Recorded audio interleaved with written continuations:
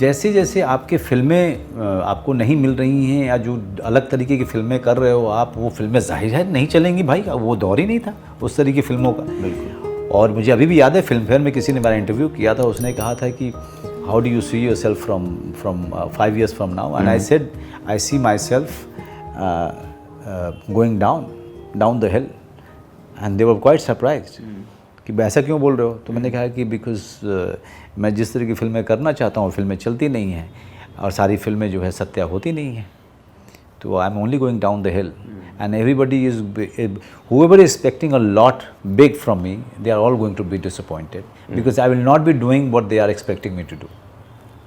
And this is exactly how it has happened. Right. So I was expecting this. After 7 years, I went down the hill completely. जी।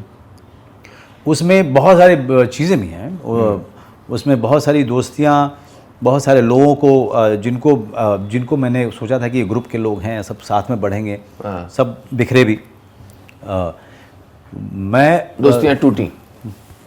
मेरी तरफ से तो बिल्कुल नहीं टूटी थी। अच्छा जनाब, लेकिन मैंने देखना शुरू किया बदलते व्यवहार को, तो मैंने दूरी बना ली, क्योंकि जिस तरह का व्यक्तित्व मेरा रहा है कि मैं देखता हूँ कि अच्छा ये यहाँ से दूसरी तरफ जा रहा है, तो मैं शुरू में ही मैंने आपको कहा था कि भैया मैं अलग हो जाता हूँ जी। और मेरा अलग होना, अकेले चले जाना ना, मुझे मेरे पर्सनालिटी के हिसाब से है ना, अपना रास्ता खुद बनाना। नहीं मतलब मैं अकेले रहने में तो अच्छा ही लगता है मुझे।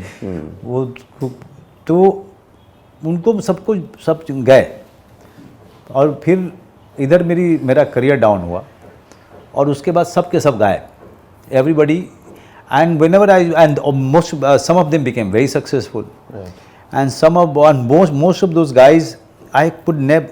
What really surprised me कि till now they don't recognize the fact that Manoj Bajpayee has supported them in reaching where they reached. You know, तो सलीम साहब का इंटरव्यू देख रहा था आपका, उसमें एक बड़ी अच्छी बात कही उन्होंने, शायद आपके इंटरव्यू में या किसके इंटरव्यू में उन्होंने कहा था कि देखो जो शुक्रगुजार जो आदमी है उससे ज़्यादा तमीज़ वाला आदमी कोई नहीं है, क्योंकि मैं शुक्रगुजारी मांग नहीं रहा हूँ, वो खुद हो रहा है, तो वो बहुत तमीज़ वाला है ना, कहीं ना कहीं आपके एक छोटे से योगदान को रिकग्नाइज़ कर रहा है अपने जीवन में। लेकिन जो शुक्रगुजार नहीं है उससे ज़्यादा जलील इंसान भी कोई नहीं है, क्योंकि वो ये समझ रहा है कि जो भी हुआ उसके साथ अच्छा उसने खुद ने किया, और किसी का योगदान नहीं है। तो मैं सिर्फ देखता था, फिर कहता था ठीक है, that's very good.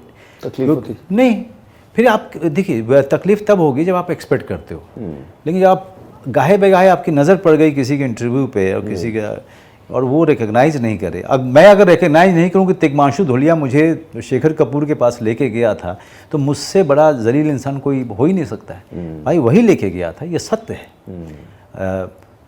Shekhar Kapoor की फिल्म में मैं था, राम गोपाल वर्मा ने मुझे वो रोल नहीं दिया होता तो मैं कहीं नहीं होता, शायद ये पूरा मूवमेंट नहीं होता। तो अगर मैं इसको रिकग्नाइज नहीं करूँ तो मुझसे बड़ा जलील इंसान कोई नहीं हो सकता है, क्योंकि अकेले तो आप कुछ भी नहीं उखाड़ सकते हैं। ये तो मतलब जग जाहिर बात है। नहीं, हम सब किन्हीं ऐसे लोगों की दोस्ती और उनका अटेंशन, उनकी मदद की वजह से ही बिल्कुल। अब मैं आपको बताऊं, अब चूंकि बातचीत निकली है तो अशोक पुरम नाम के वो अभी भी मेरे दोस्त हैं, बड़े रहीम किस्म के इंसान हैं, कभी आपका साबका भी पड़ेगा उनसे। वो साहब आते थे मेरे कमरे में दिल्ली में, और मेरे भाई को ना, तब तक मेरा भाई मुझको लेके आ गया था, मैं वो अपना कुछ स्टडी वगैरह कर रहा था, तो आते थे और कहते थे कि ये 600 रुपया है, ये मनोज से मैंने कर्जा लिया था, दे देना। और वो नौकरी करता था मेरा दोस्त। अच्छा। तो मेरा भाई आते कहता था कि ये भैया आपके पास ये 600 रुपया कहाँ से आया आपको उनको देने के लिए, यहाँ पे हम लोग मटन नहीं खाए थे आपने 600 रुपया उनको दे दिया। तो मैं समझ जाता था कि ये अशोक पुरम का एक तरीका था मुझे हेल्प करने का, बिना लोगों को जताए हुए। तो अगर मैं अशोक पुरम के उस योगदान को स्वीकार नहीं करूं या पहचानूं नहीं, तो मुझसे ज़्यादा जलील आदमी कोई हो ही नहीं सकता। बिल्कुल बिल्कुल। या उन सारे दोस्तों को जो आज तक मेरे साथ हैं, हम लोग आपका परिवार हो गया, हमारे बच्चे हो गए, मिलना जुलना उस तरह से नहीं हो पाता है, फ़ोन पे बातचीत होती है, हम एक दूसरे की खुशी में उतने ही खुश होते हैं, एक दूसरे के दुख में उतने ही दुखी होते हैं, चाहे मैं हूँ, चाहे अशोक पुरा हो, चाहे निखिल वर्मा हो, चाहे विमल वर्मा हो, चाहे राजीव गौड़ हो, ये संजीवा वत्स हो। संजीवा वत्स मेरा दोस्त है, बहुत ही सर बहुत ही प्रतिभावान है ना।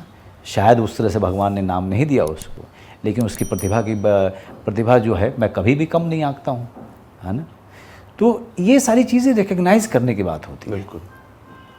ये इन सारे मैं थोड़ी बोलूँगा नीलेश यार यार मैंने किया तुम्हारे लिए यार, तुम प्लीज़ बोल देना ना, बात समझ लेना। बिल्कुल। तो वो दूसरा जिसने किया है वो कभी नहीं वो क्यों बोलेगा।